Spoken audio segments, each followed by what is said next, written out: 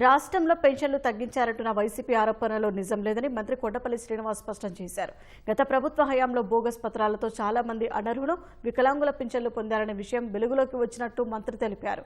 అలాంటి ఫిర్యాదులపై అధికారులు సర్వే చేసి నిజమైన లబ్ధిదారులకు మాత్రమే అందిస్తున్నట్లు మంత్రి చెప్పారు. పెన్షన్లు తొలగించారంటూ ఆరోపణలు చేస్తున్న వారు ఆధారాలను చూపించాలని కొండపల్లి సవాల్ విసిరారు.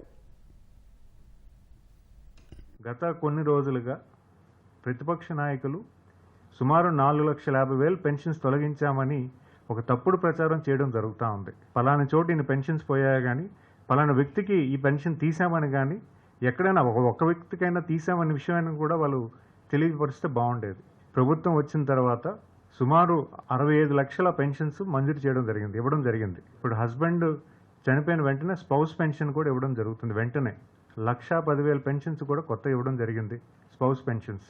గత ప్రభుత్వంలో కూడా చాలామందికి ఇవ్వలేదన్న విషయం మాకు తెలుసుకొని సర్వే నిర్వహించుకొని సుమారు 3 లక్షల మంది సర్వేలోకి వస్తే ఎలిజిబిలిటీలో ఉన్నటువంటి వ్యక్తులు 1,10,000 కింద గుర్తించి వాళ్ళకు కూడా పెన్షన్ మంజూరు చేసి గత నెల నుంచి ఇవ్వడం కూడా జరుగుతూ ఉంది. ప్రభుత్వం చాలా చిత్తశుద్ధితో చాలా మంచి ఆలోచనతో పెన్షన్ కార్యక్రమం అనేది పెద్ద ఎత్తున చేయడం జరుగుతూ ఉంది.